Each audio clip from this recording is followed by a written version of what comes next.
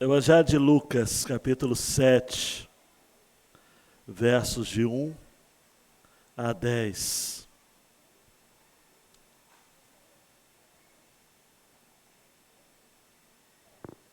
Fé para ver milagres.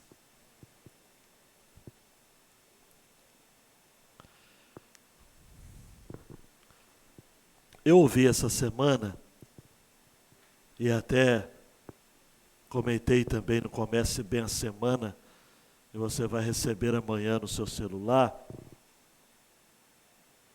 a frase do Franklin Ferreira, que é uma referência na área de teologia no Brasil, e é um historiador também, dizendo que nós estamos vivendo no período mais difícil para a Igreja do Senhor Jesus, pós Segunda Guerra Mundial. Eu fiquei com essa fala já, com essa observação do Franklin, ressoando na minha mente essa semana toda. E pensei, nós estamos vivendo num pós-guerra. Poucos aqui viveram o imediatamente após a Segunda Guerra com consciência, não é? A Segunda Guerra foi de 1939 a 1945. As nações, o mundo inteiro estava em polvorosa. Instituições foram desarticuladas. Nações antes poderosas estavam vivendo severas recessões econômicas. O mundo assistia alarmado os horrores do nazismo, que muitos não acreditavam.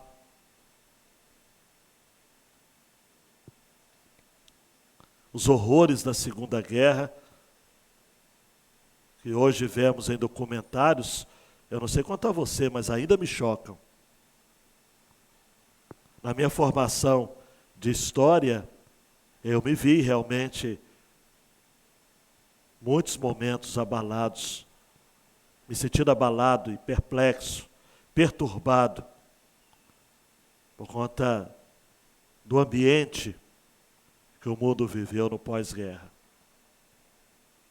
E nós estamos vivendo, amados, um tempo similar. O jornal O Globo, por exemplo, de sexta-feira, 19/11, estampou numa das suas manchetes a seguinte informação: o ano do luto. Nunca se morreu tanto no Brasil como em 2020, segundo o IBGE. Segundo o IBGE, amados, em registros nos cartórios, o número de mortos no Brasil em relação a 2019 aumentou 14,9%. É a maior alta desde 1984, quando começou essa série histórica de estatísticas. E os registros de nascimento caíram 4,7% em relação ao mesmo período 2019.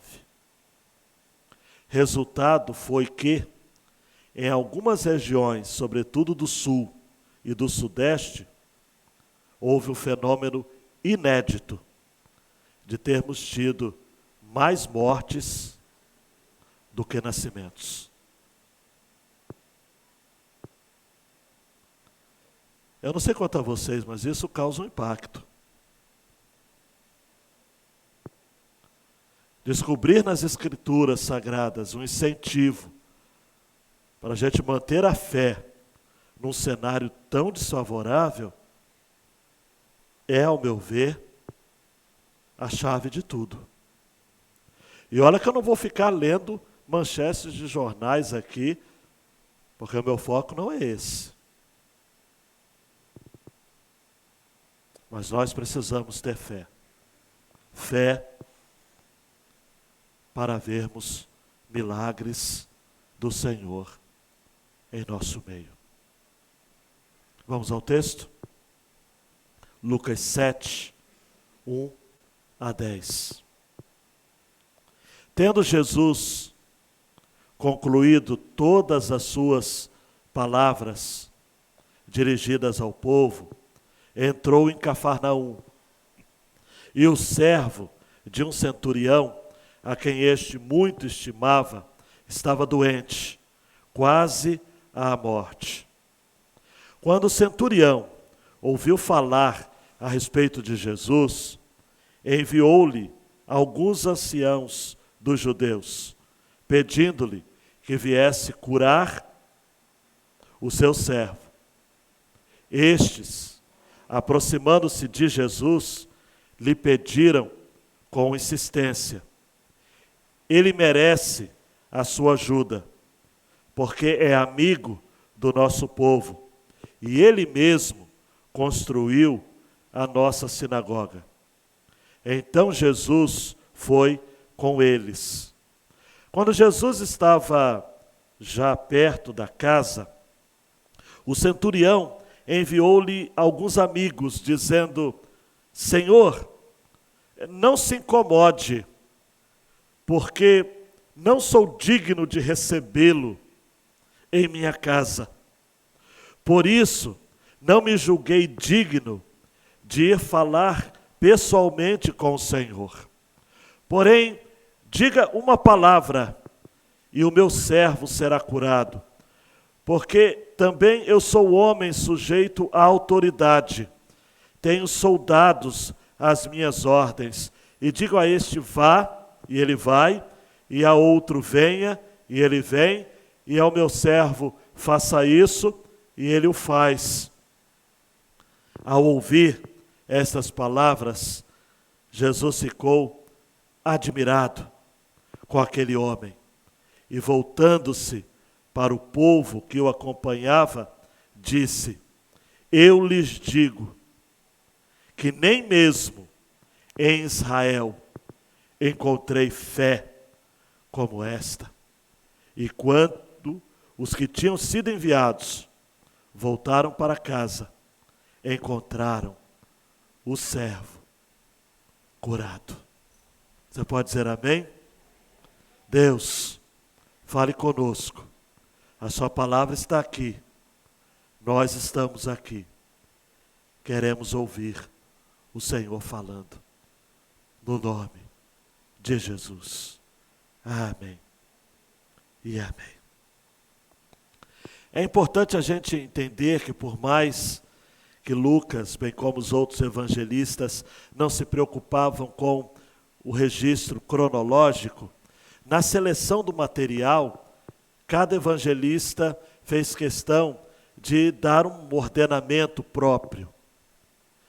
Lucas termina de registrar o Sermão da Planície, em que Jesus demonstra de maneira muito clara o valor do amor, o espírito, a essência do Evangelho, que é amar, que é estar disposto a servir ao outro, que é não julgar o outro, que é olhar primeiro para a trave do seu olho e removê-la antes de se preocupar com o cisco do olho do nosso próximo.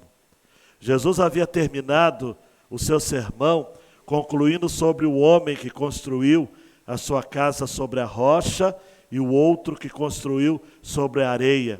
Vindo as tempestades, as águas bateram contra as duas casas. Uma permaneceu de pé e a outra colapsou. A outra, sem alicerces, logo desabou. E daí então eu entendo que Lucas quis agora continuar essa proposta de falar do perigo de uma vida sem alicerces. Uma vida sem fé é uma vida sem alicerces.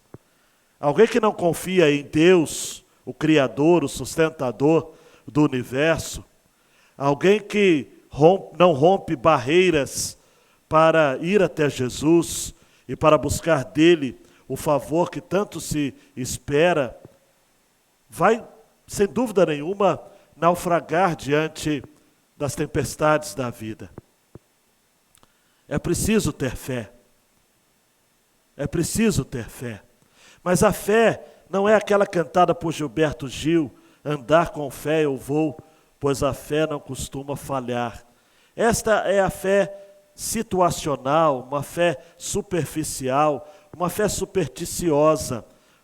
Tenha fé em Deus, tenha fé na vida. Não, é ter fé centrada em Jesus. A fé em Jesus. Ele é o nosso alicerce. Ele é a rocha a qual a nossa vida deve estar sendo edificada. E aí Lucas então pega essa seleção de Mateus, de João também, ambos usam desse episódio, para falar de Jesus chegando a Cafarnaum, a cidade onde ele havia trabalhado o seu ofício de carpinteiro durante um bom período da sua vida. Cafarnaum, que era uma cidade portuária e onde havia um destacamento do exército romano. O olhar do texto dos evangelistas é de um centurião, ou para um centurião, que envia, os versos 1 a 5, nós temos um pedido a Jesus, dizendo acerca de um servo dele que estava enfermo. Mateus vai dizer de que esse servo estava paralítico. João vai colocar o filho e não servo. Talvez um outro episódio, ou o mesmo, não vou entrar nesses detalhes textuais, mas esse centurião era diferenciado, porque onde já se viu um comandante militar tão preocupado com um dos seus homens, um dos seus servos. O centurião, comandante militar de uma centúria romana, um destacamento de 100 soldados bem treinados pela corte romana, manda um recado para Jesus. Ele, que era um homem temente, um homem piedoso, um homem querido, vai receber até uma espécie de apresentação a Jesus, quando os próprios judeus, os anciãos, vão dizer: olha, Jesus, ele merece a sua ajuda, porque ele até construiu a nossa sinagoga. Tratava-se de um comandante militar benemérito, um benfeitor, um homem amante da tradição judaica. Quem sabe, amados, eu não vou estar viajando muito, usando uma linguagem dos jovens, para imaginar que ele até lia as Sagradas Escrituras, conhecia acerca da vinda do Messias e tinha, quem sabe, uma suspeita de que esse Messias poderia ser Jesus de Nazaré. Daí ele manda os anciãos com um pedido específico. Meu servo está enfermo. Os versículos 6 a 8, Jesus, amados, muito mais por um senso humanitário, redentivo, resolve atender a ajuda e vai com aqueles anciãos, lideranças judias, até a casa do centurião. Mas aí acontece algo, amados, que só nos surpreende o Senhor Jesus. Mas eu leio esse texto, leio, releio, trileio, se existisse essa palavra, e fico encantado com essa fala do centurião que, de repente, manda um recado para Jesus dizendo: olha, eu não sou digno de que o Senhor entre debaixo do meu telhado. Basta uma palavra e o meu servo ficará curado. Porque eu sou militante, eu sou militar, eu sou comandante, eu tenho homens à minha autoridade, eu mando ele ir, ele vai, eu mando o outro vir, ele vem. E o Senhor também é comandante. Em outras palavras, o centurião dizia: o seu exército é de Deus. Só pode mandar um anjo. A sua palavra será suficiente para a cura chegar na minha casa. Eu não sou digno do Senhor entrar na minha casa. E olha, abrindo parênteses aqui, imagine como era essa casa desse centurião, né? Deveria ser a casa mais bonita da região. Ele era um oficial romano, numa terra da Palestina. E daí, dos versos 9 e 10, Jesus fica admirado. Repita comigo, admirado. É essa a palavrinha no original. Ele fica admirado, assustado com a fé desse homem, de modo que ele diz: nem mesmo em Israel, onde se deveria encontrar gente com fé, porque Jesus era judeu e inicialmente tinha vindo para os judeus. Toda a tradição do Antigo Testamento apontava para o Messias judeu. E Jesus diz: nem em Israel eu encontrei tamanha fé. E você conhece o grande finale, né?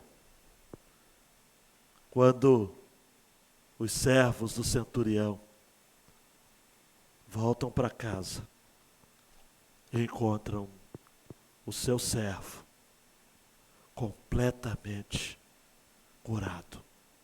J.C. Ryle, o famoso bispo anglicano inglês, ele vai dizer que não houve um milagre em todos os evangelhos tão excelente quanto este. Eu inicialmente fiquei assustado com a frase dele, mas eu entendi que é verdade. Porque os outros milagres, ou Jesus tocava, ou Jesus falava, mas com a pessoa presente. Esse é o milagre em que Jesus manda, libera uma palavra. E o servo é curado, online, ao mesmo tempo.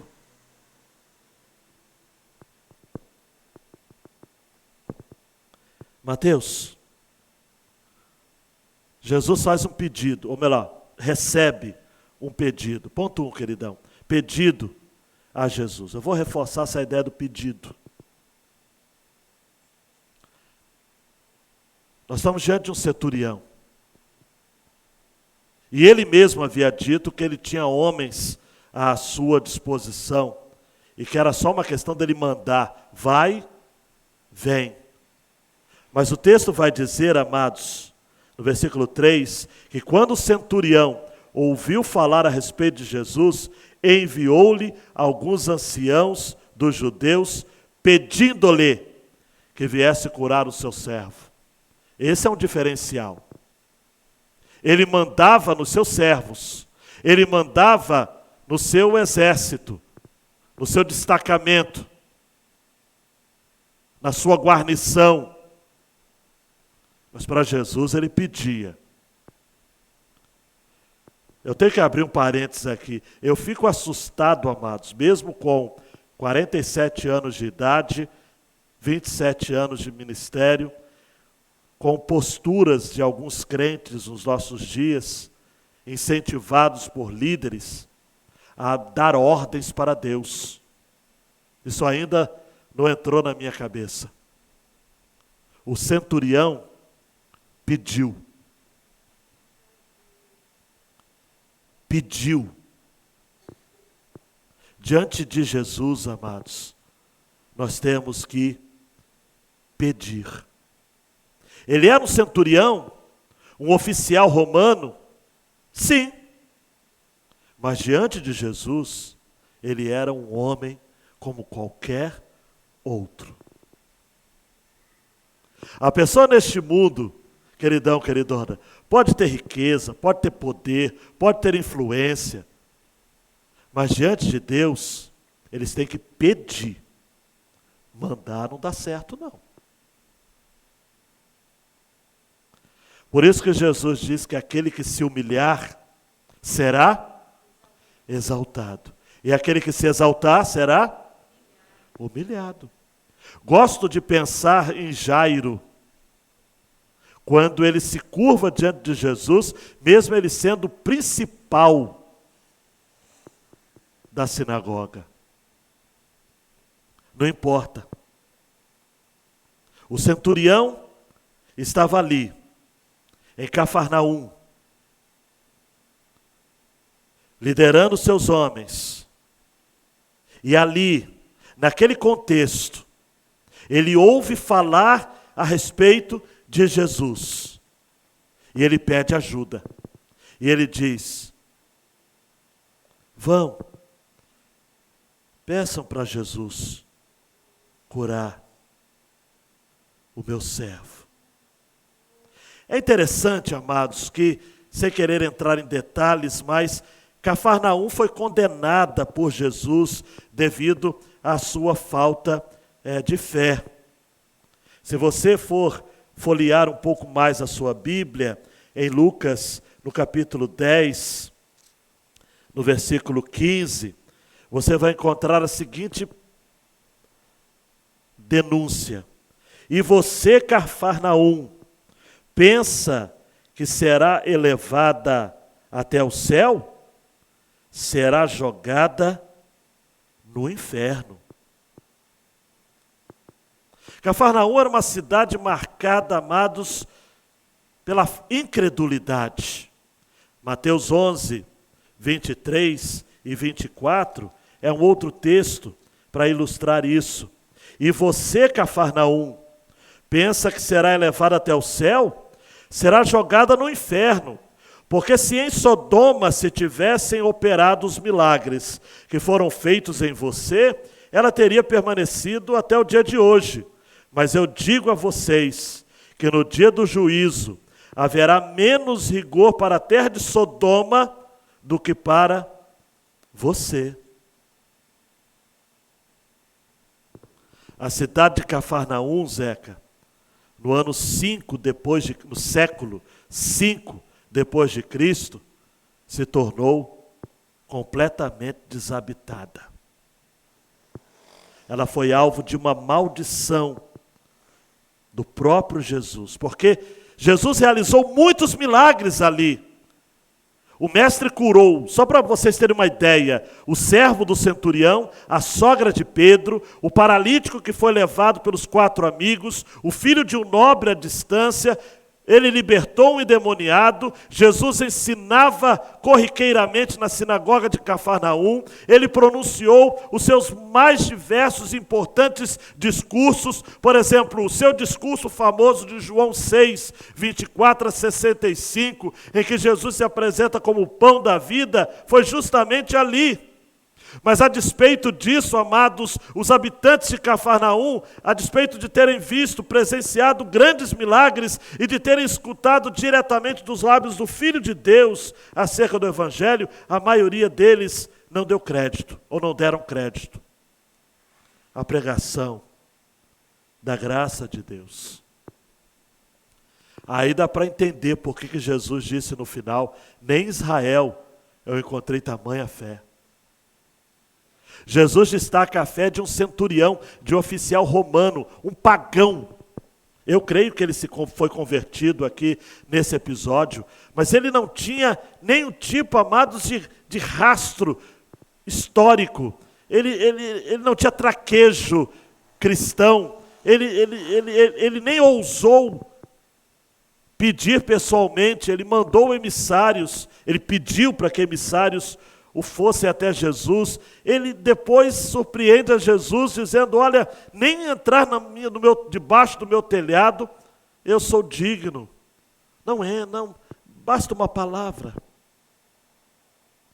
Amados e amadas, o reino de Deus é para aqueles que se sentem indignos. O reino de Deus não tem como base a meritocracia. Jesus foi até aquele homem. A despeito do que os emissários disseram, ele merece a sua ajuda, versículo 4, porque é amigo do nosso povo e ele mesmo construiu a nossa sinagoga. Olhe para mim, vocês acham que esses argumentos dos anciãos dos judeus mexeram o coração de Jesus para que ele fosse até aquele homem? Merece a sua ajuda, amigo do nosso povo, ele construiu a nossa sinagoga? Claro que não. Jesus aqui cede, amados, pelo drama humano. Jesus viu um coração por trás daquela armadura romana. Não é que eu quero falar palavra difícil, mas da panóplia romana, aquela armadura que Paulo vai usar em Efésios capítulo 6 como paralelo à nossa armadura, a armadura de Deus. Aquele homem falava grosso com seus soldados, mas para Jesus ele teve que baixar o tom. Aquele homem poderia se achar o bambambam na sua sociedade hierarquizada fortemente. 1/3 da população da cidade de Roma era de escravizados. A presença daquele centurião em Cafarnaum era a presença de um estado totalitário, do imperador. E a despeito dele ser um homem de bom coração, um amigo dos judeus, havia até mandado recursos para construir a sinagoga, Jesus vai até a casa deles, porque o coração de Jesus queria se conectar com o coração daquele homem. Mateus dando um clique, essa disponibilidade de Jesus em ir até aquela casa me toca profundamente. Para Jesus não fazia diferença curar uma mulher menstruada durante 12 anos, uma hemorragia crônica, impura, mal cheirosa, maltrapilha, magérrima, desprezada, como curar a filha de Jairo com 12 anos de idade, como para curar um servo de um centurião. Me permita, Jesus parou tudo para curar um servo de um centurião. Ele não era nem um soldado, ele era um servo. Quem sabe um jardineiro, quem sabe um lavador de pratos, quem sabe um faxineiro, quem sabe um homem mais simples da casa. Mas Jesus disse, eu vou. Jesus foi com eles. E a Nova Versão Transformadora traduziu assim os versos 6 a 8. Jesus foi com eles, mas antes de chegarem à casa, o oficial mandou alguns amigos para dizer, Senhor, não se incomode em vir à minha casa, pois não sou digno de tamanha honra. Não sou digno sequer de ir ao seu encontro. Basta uma ordem sua e meu servo será curado. Sei disso porque estou sob a autoridade de meus superiores e tenho autoridade sobre os meus soldados. Eu só preciso dizer vão e eles vão, ou venham e eles vêm. E se digo a meus escravos, façam isso, eles fazem. Uau! Uma consciência de autoridade. Eu gosto de pensar, eu não sou digno de recebê-lo em minha casa, como sendo uma virtude estampada aqui. A tão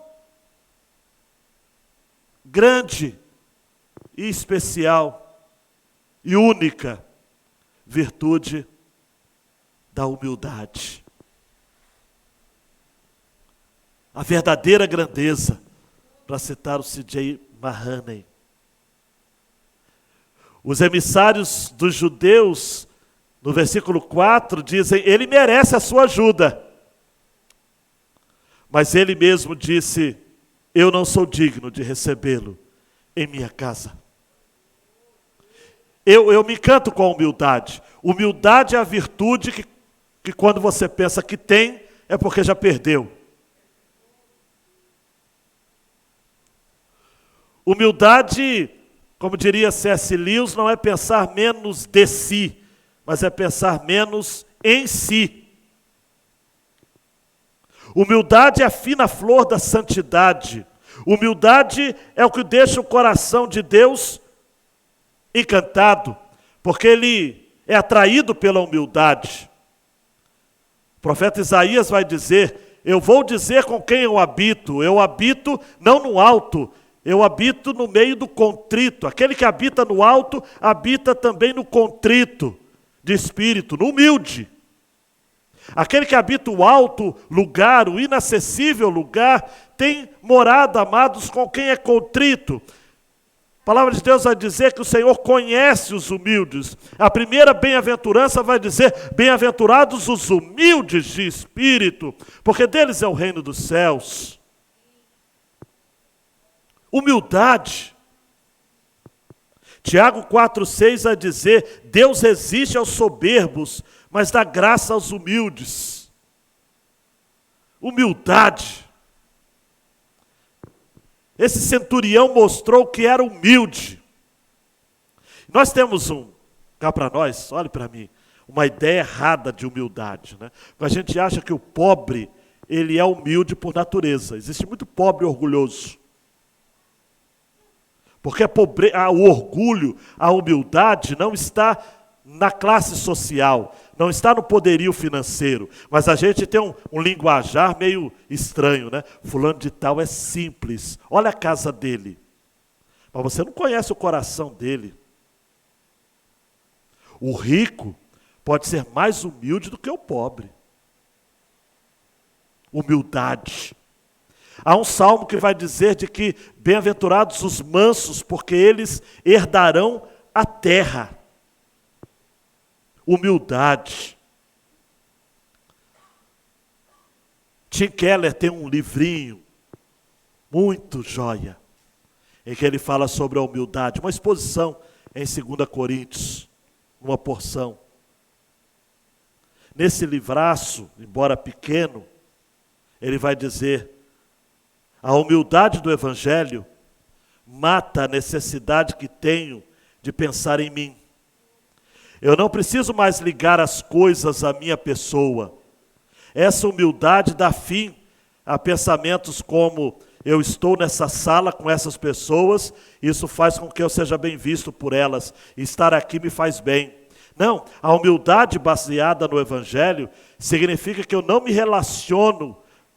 relaciono mais cada experiência e cada conversa à minha pessoa. Na verdade, olha só, gente, presta atenção. Deixo de pensar em mim mesmo. É a liberdade que vem do autoesquecimento. E essa expressão do Tim Keller eu gosto muito. É o descanso bendito que somente o autoesquecimento nos oferece. A pessoa, ainda Tim Keller, verdadeiramente humilde, não é aquela que se odeia ou se ama, e sim a quem a humildade do Evangelho, quem tem humildade do Evangelho. É uma pessoa que se esquece de si mesma, cujo ego é igual aos dedos dos pés. Eles simplesmente exercem sua função, não imploram por atenção. Os dedos simplesmente trabalham. O ego simplesmente trabalha. Nem o ego, nem os dedos chamam a atenção para si. Humilde é aquele que não chama a atenção para si. É a bênção do autoesquecimento. É pensar menos em si. E é o que esse centurião faz, amados. Eu me encanto com ele, porque ele diz, olha, eu não sou digno. Basta uma palavra, Senhor. Basta uma palavra. Mateus, aí Jesus reconhece esse cidadão. O texto vai dizer que Jesus ficou admirado. Léo Morris vai dizer que somente 2 vezes se registra que Jesus ficou admirado.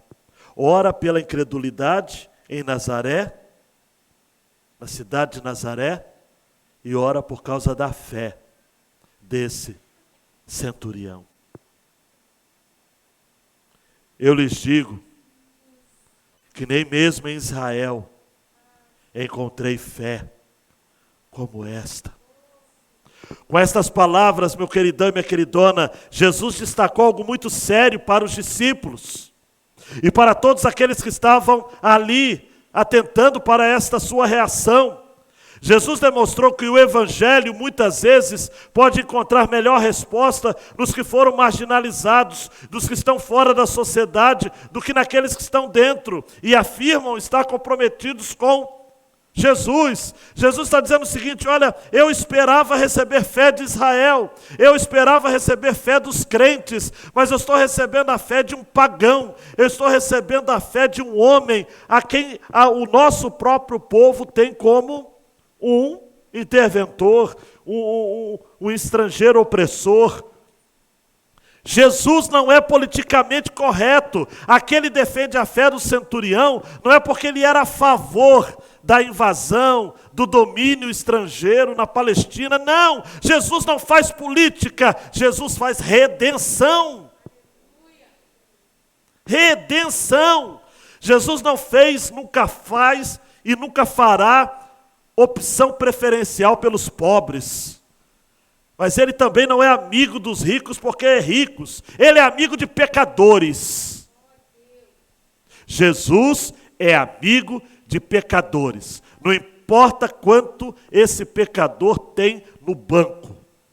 O título que tem. Se trabalha para Roma. Se é um zelote como Simão. Se é um publicano como Mateus. Não importa. Jesus tem compromisso com quem tem fé nele. Que declaração! Eu vejo essa declaração, queridão e queridona, desse centurião. Eu não sou digno, basta uma palavra. Eu me lembro de Deuteronômio 32, 39, vejam agora que eu, sim, eu sou ele, e que não há nenhum Deus além de mim, eu mato e faço viver, eu firo e eu saro, não há quem possa livrar alguém da minha mão. No episódio, amados, paralelo de João 4, o outro centurião, eu creio que seja um outro, porque agora é o filho, Jesus diz para aquele centurião: olha, vá, o seu filho vai viver. E o homem creu na palavra de Jesus e foi embora, partiu. Quando ele já estava a caminho, amado, só para relembrar a história, os servos vieram ao encontro daquele centurião, dizendo: olha, o seu filho está vivo. E aí, amados, chega até a me arrepiar, o centurião perguntou: a que horas o meu filho melhorou? E eles disseram: ontem, a 1h da tarde, a febre o deixou. Com isso, o pai reconheceu que aquela era precisamente a hora em que Jesus disse: o seu filho vai viver. E ele e toda a sua casa creram. Queridão, queridona, se o Senhor falar o seu casamento vai viver, creia. Se o Senhor falar, olha, a sua família vai viver, creia. Se o Senhor falar, olha, eu vou salvar alguém da sua casa, creia. Eu vou trazer o seu filho de volta para casa, creia. Eu vou tirar os seus parentes desse estado de incredulidade espiritual, creia. Não importa o milagre que você espera, o que importa é que a sua fé esteja nele. Basta uma palavra. A que horas? Hoje tem gente marcando hora para Jesus agir. Mas o centurião, ele ficou atento. e homem inteligente, escolarizado que era, perguntou: que horas que a febre cedeu? Foi a mesma hora. Não foi uma hora antes, não foi uma hora depois. Jesus nunca chega atrasado. Ele falou: seu filho vai viver. E eu não sei quantos quilômetros, não vou chutar aqui, porque no outro lado, o filho daquele cidadão, daquele centurião, daquele outro centurião, foi curado. Em Mateus, no texto paralelo a esse, realmente esse mesmo caso do servo, Jesus fala mais. Além de falar, Mateus 8, 10 a 13, em verdade que nem mesmo Israel encontrei fé como esta, se segura na cadeira. Jesus diz ainda: digo a vocês que muitos irão do Oriente e do Ocidente e tomarão lugar à mesa com Abraão, Isaque e Jacó no reino dos céus, mas os filhos do reino serão lançados para fora nas trevas, ali haverá choro e ranger de dentes. Então Jesus disse ao centurião: vá e seja feito conforme você crê. E naquela mesma hora, repita comigo, mesma hora, o servo do centurião foi curado. Eu vou dizer uma coisa muito séria para vocês. Os filhos do reino serão lançados para fora. Aí eu lhes pergunto: quem são os filhos do reino? Quem são os filhos do reino? Obviamente, de cara são os judeus. Em Romanos 3, 1 a 3, Paulo vai dizer: qual então a vantagem do judeu? Qual a utilidade da circuncisão? Muita sob todos os aspectos. Primeiramente porque aos judeus foram confiados os oráculos de Deus. E então, se alguns não creram, será que a incredulidade deles anulará a fidelidade de Deus? Claro que não. João vai dizer: veio para o que eram os seus, para os seus não receberam. Os filhos do reino são judeus. Os judeus não vão ser salvos por serem judeus. Só serão salvos os judeus que se converterem ao Messias, ao Yeshua HaMashiach, Jesus, o Messias. É assim que os judeus messiânicos chamam Jesus. Yeshua HaMashiach. Mas os judeus tradicionalistas, legalistas, ortodoxos, não, porque os filhos do reino serão lançados nas trevas. Aí eu sei que você está me ouvindo agora e está à vontade, né? Eu não sou judeu, mas os filhos do reino também são os filhos dos crentes. Os que foram criados na igreja. Os que quando crianças iam para a escola dominical. São os que foram embaixadores, mensageiras, participaram dos nossos jovens, cantaram no ministério de louvor. Estavam entre nós, mas não eram dos nossos. Filhos do reino. Se eu fosse presbiteriano, eu chamaria de filhos da aliança. Uma relação pactual. Foram apresentados na igreja. Foram batizados. Os filhos do reino serão lançados nas trevas. Porque ninguém vai levar currículo de filho de crente para o céu. Você precisa ter a sua experiência com Jesus, porque senão, como os judeus, você vai para o inferno. O inferno.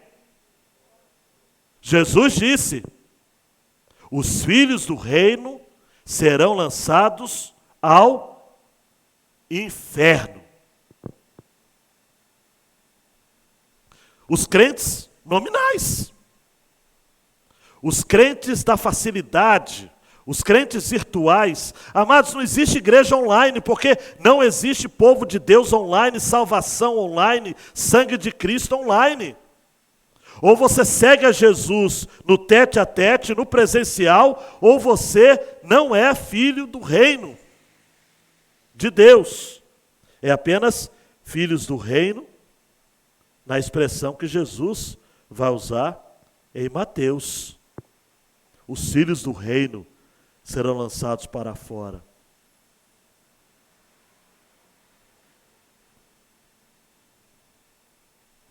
só vai gozar do reino de Deus aqueles que forem chamados pelo Rei Jesus. E a estes, muitos virão do Oriente e do Ocidente e cearão. Abraão, passa a manteiga. Isaac, o pão. Jacó, vamos tomar um café juntos no reino dos céus. Gente do Oriente e do Ocidente. Olho puxado, olho sem estar puxado. Pele mais escura ou pele mais clara. Cabelo pichainho e cabelo liso. Olhos pretos, castanhos, verdes, azuis. Povo de toda tribo, língua, povo e nação. Gente com pedigree e gente sem pedigree. Gente com sobrenome e os Silva. Glória a Deus. Gente que se deu bem na vida e gente que se deu mal na vida. No ponto de vista humano. Gente que foi patrão, gente que foi empregado a vida inteira. Severino. Não importa. O que importa é que o Senhor encontre fé no nosso coração. Fé. Porque Hebreus capítulo 11 vai dizer que sem fé é impossível agradar a Deus.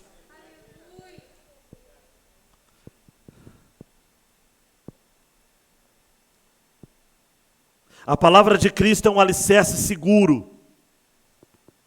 J.C. Ryle vai dizer: aquele que descansa nessa palavra jamais será confundido. No último dia, os crentes serão encontrados com pessoas perdoadas, justificadas e glorificadas. Jesus disse isso? Então assim será. Aí, Mateus, na ótica do Evangelho, nas aplicações, não há destaques meritocráticos.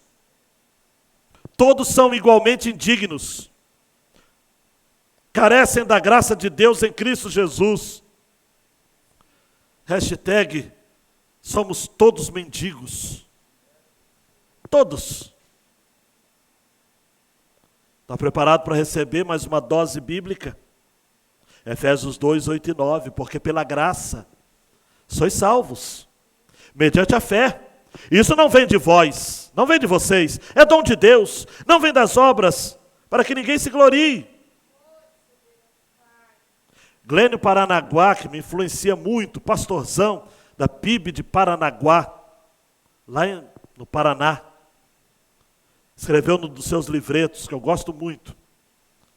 No cristianismo há duas palavras que caracterizam o Evangelho: a misericórdia de Deus, que não dá ao abominável pecador aquilo que ele merece, que seria o pagamento justo para o pecador no inferno. E Cobérnico, famoso Cobérnico, o pessoal de escola vai lembrar dele, alguns estudos aí quanto aos satélites, os planetas.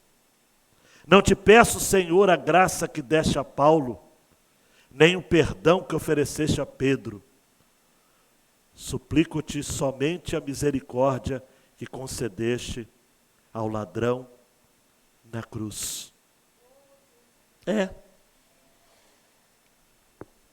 O ladrão na cruz. Ele não tinha direito ao céu, porém a graça, que é a outra palavra-chave, lhe permitiu essa dádiva imerecida. A misericórdia remove a condenação justa do pecado. E a obra da graça brinda com dotes indevidos aqueles que foram salvos.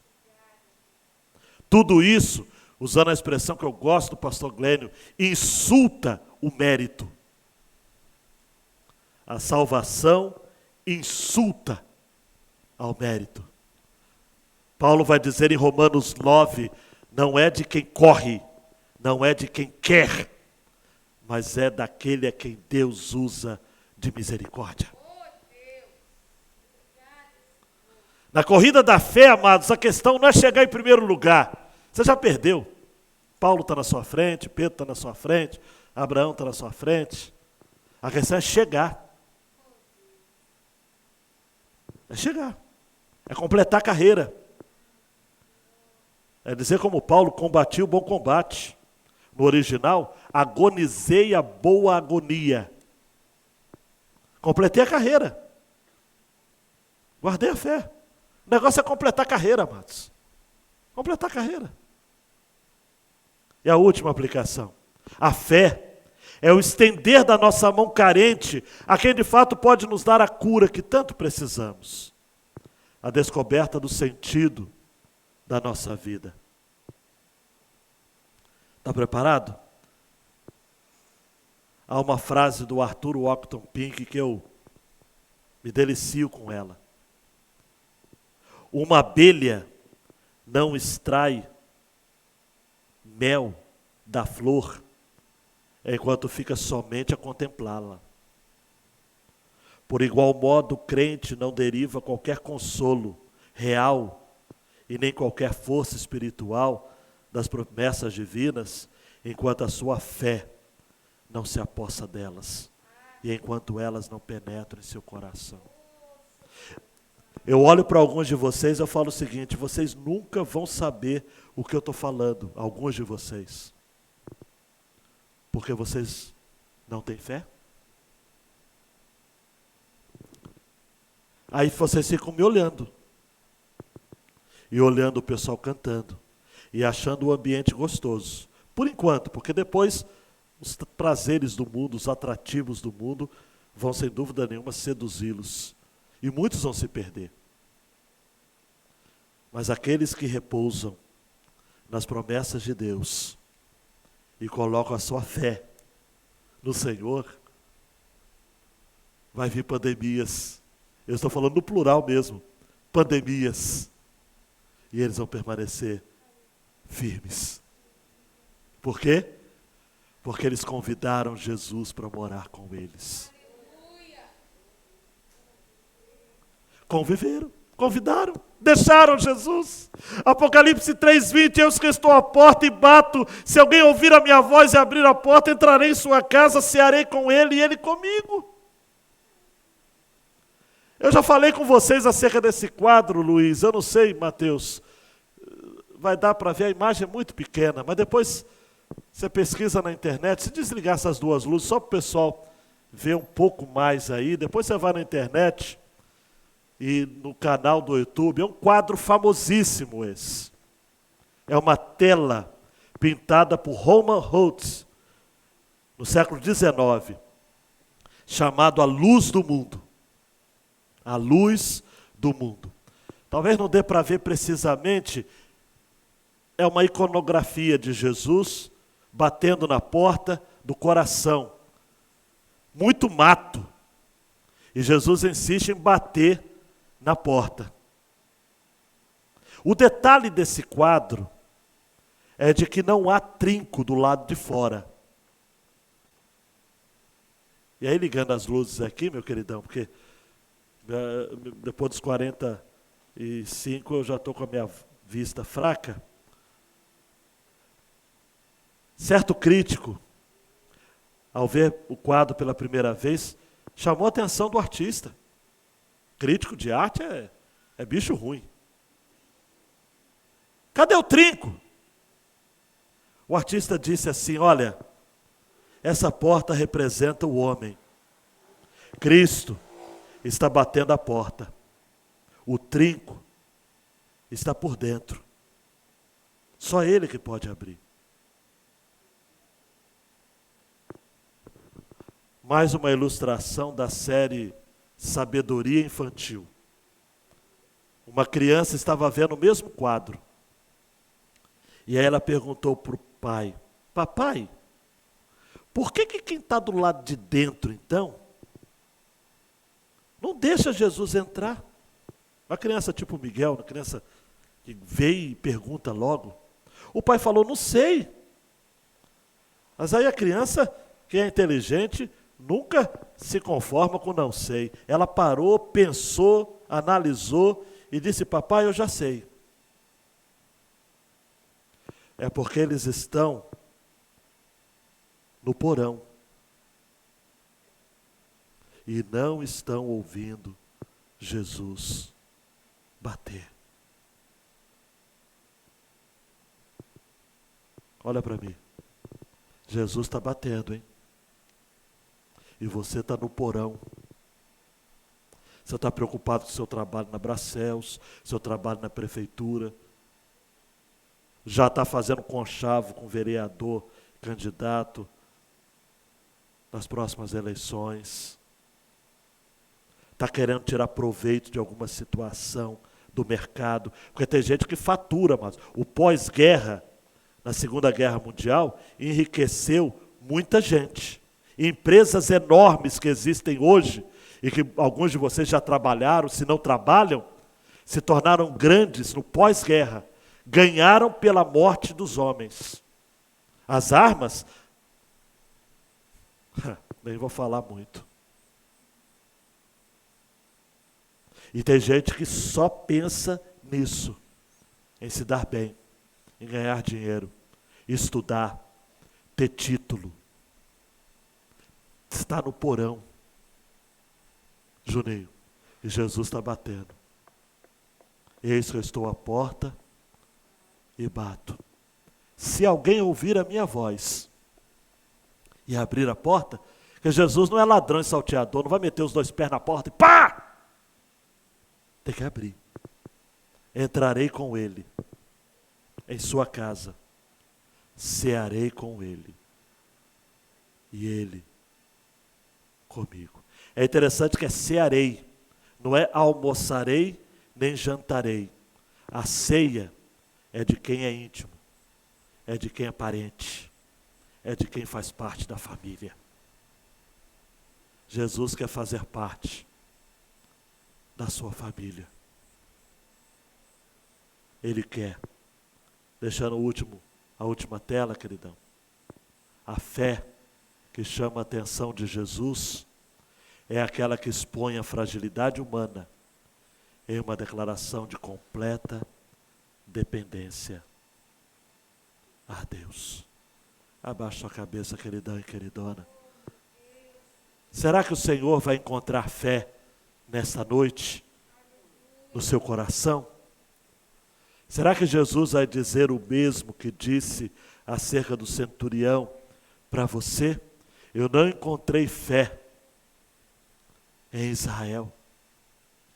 Fé é o estender a mão de um mendigo pedindo uma esmola, um alimento, um milagre, uma cura, uma intervenção. Mas para isso você vai precisar ser humilde e reconhecer que você não é digno de nada. Você é um zero à esquerda. Você é um miserável. Você é um desgraçado no sentido clássico da palavra. Sem, fora, graça, fora da graça. Esta pode ser a noite da sua mudança. Apenas diga ao Senhor agora: Senhor, eu não sou digno. Eu não sou digno que o Senhor entre na minha casa. Eu não sou digno que o Senhor entre na minha vida. Eu nutro pensamentos perversos. Eu tenho uma agenda oculta. Eu tenho práticas terríveis que ninguém nunca soube. Mas eu sei que o Senhor tem autoridade.